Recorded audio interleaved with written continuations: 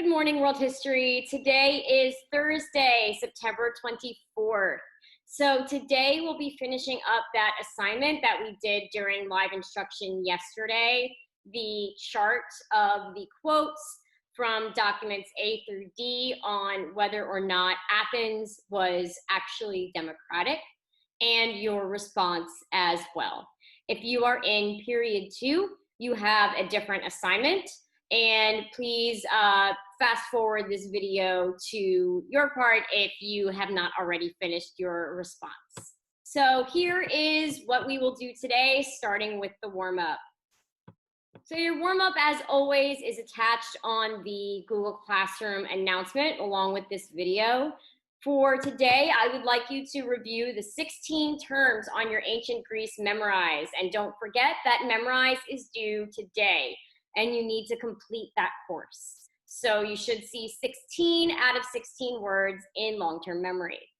But what I would like you to do for your written part of your warm-up is to select 4 words from this memorize and use them in a sentence. Now, please don't use the sentences that I have provided for you here. I would like you to come up with your own. Make sure that you are looking at the ancient Greece memorize, not the one that we did previously. So yesterday we were working on this chart in class. So this chart is asking you to find 3 pieces of evidence per side based on the documents that you read for the first part of this document analysis. So you're going to be looking for 3 pieces of evidence that support the idea that Athens was truly democratic. And then you're going to find 3 pieces of evidence that support the argument that it was not truly democratic. And if you need a reminder on what we mean when we're talking about democratic, please refer to this Nearpod. In this Nearpod, you'll see a slide that says democracy means government that is run by people. And when we think of democracy, we think of the words fair and equal. So said another way, ancient Athens was truly democratic, meaning that it was a fair and equal society in which people had a say in their government.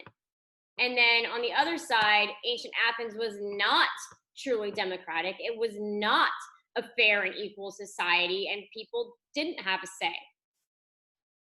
So yesterday, we mentioned that you're going to look at documents A, B, and D for this side, and documents B, C, and D for this side. So you're going to want to look back at the documents that I have provided for you and find one quote, one sentence, no longer than one sentence per document that supports that side. Then you are going to write a paragraph-long response in which you argue Athens was democratic or it was not. It is up to you which side you choose. I am not grading you based on whether or not I agree with your argument. I am grading you based on whether or not you are able to support that argument with evidence.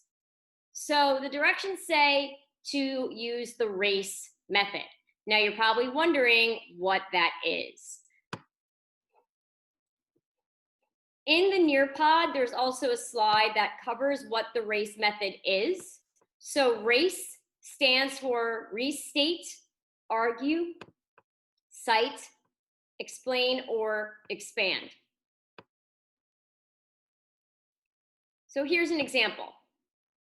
This is an example response to the question that we are working on. Was ancient Athens democratic or not? In the race method, first you need to restate. So you're literally going to restate the prompt, which is here. Was ancient Athens democratic or not? So you are going to say ancient Athens was or was not democratic because.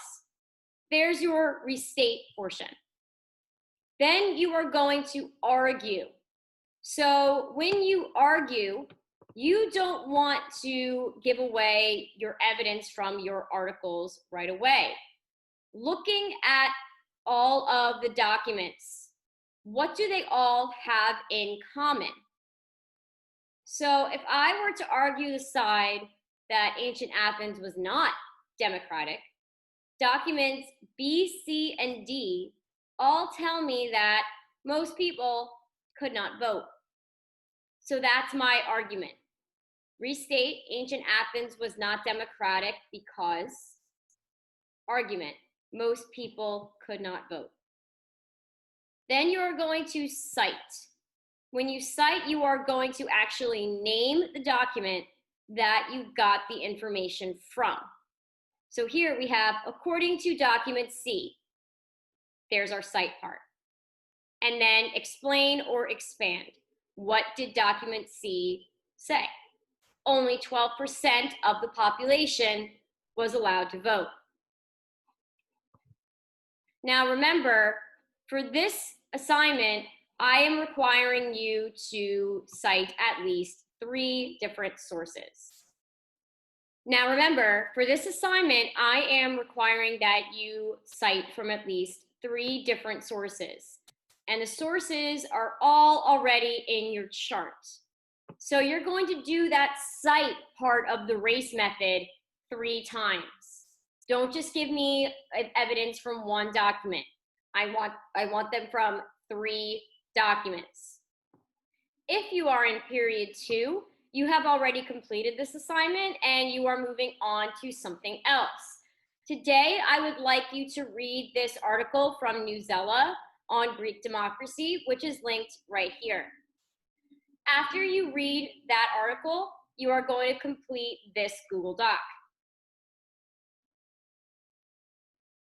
There are 4 multiple choice questions in part 1, and there are 4 open-ended questions in part 2.